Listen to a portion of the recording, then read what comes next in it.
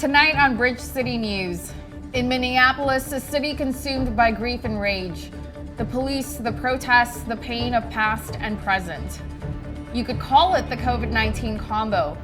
The province is partnering with fast food restaurants to get masks directly to you. And keeping children safe online during the COVID-19 pandemic. Tips for parents and caregivers. Your nation. Your province. Your southern Alberta. From the heart of Lethbridge, it's Bridge City News Weekend Edition. Good evening, I'm LAURICE Alexander. Thank you for joining us.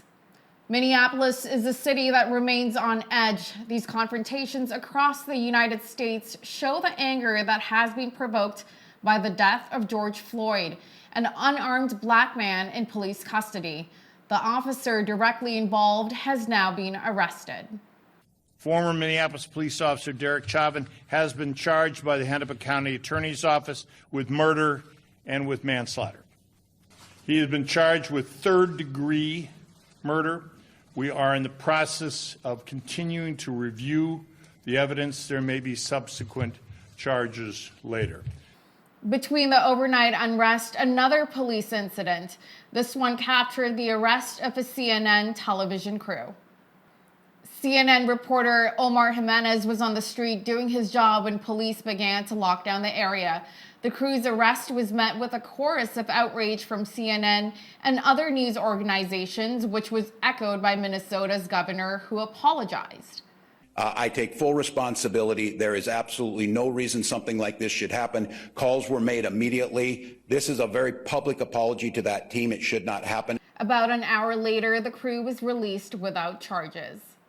Prime Minister Justin Trudeau addressed the situation in Minneapolis, saying all Canadians are horrified, but in particular, those of diverse backgrounds are watching with shock and horror. We need, as a society, to stand together, stand up against discrimination, be there for each other in respect, but also understand that we have work to do as well in Canada. Anti-Black racism is real. It's in the United States, but it's also in Canada. And we know people are facing systemic discrimination, unconscious bias, and anti-Black racism every single day. We need, as a society, to stand together. Court will be back in session in Calgary, Edmonton, Red Deer, and Lethbridge as early as Monday. The courts will only reopen for in-person judge-only trials, so no jury trials. More than 600 cases have been backlogged since the court shut down in mid-March. New protective measures like plexiglass shields and sanitizing protocols will be in place for these in-person trials. Jury trials will not occur until the 50-person limit on indoor gatherings is lifted, which could be in the fall. Well, masks aren't mandatory in Alberta, but soon you'll be able to get that PPE for free. We'll have all the details straight ahead, but first, those freebies are all in an effort to prevent the spread of COVID-19, as the province hopes to keep the case count dropping so it can lift the public health order next month. The numbers do continue to decline. There were 22 new cases in the past 24 hours and no new deaths. Starting next week, anyone in the province can get a COVID test if they want to, and on Monday, day camps, summer school, and places of worship with limits on the number of people who can attend.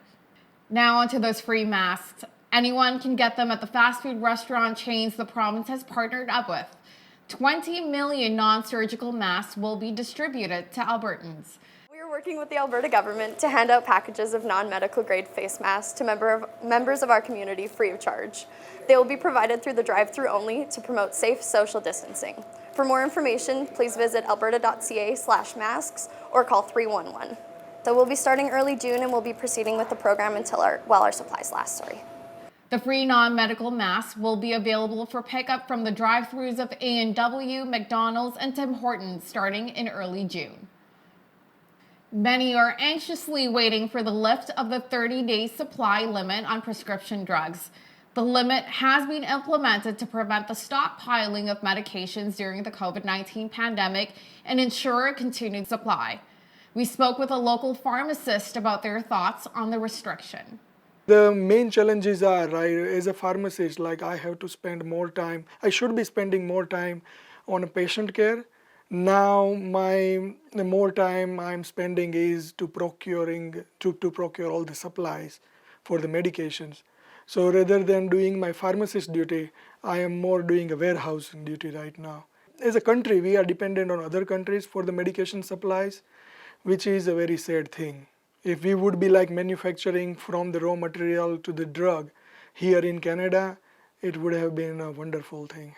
Patients actually with the 30 days limit, they are benefiting of having a continuous supply for some medications. Still we have shortages of some inhalers, but we are trying our best to continue. So how we are doing it, like to patients who have comorbid conditions, for them we are giving them a first priority, and those healthy patients, for them they are on a second priority list, and for them we can switch the medication because they can manage the switch. It's a nightmare for an 80-year-old patient who has a multiple chronic condition, and if you have to you have to switch the therapy, it's a troublesome for them.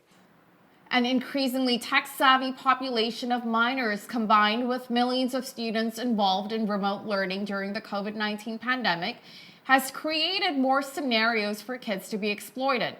Despite all the precautions, children still fall victim to online predators.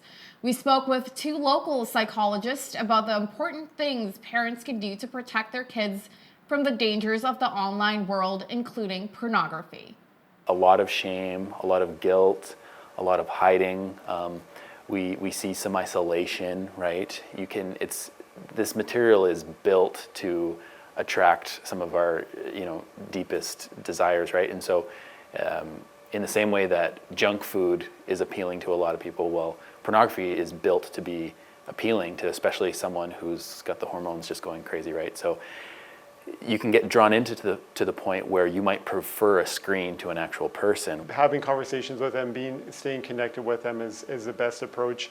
There are filters, and there's online technology that's available to filter and do some screens on what children are accessing online.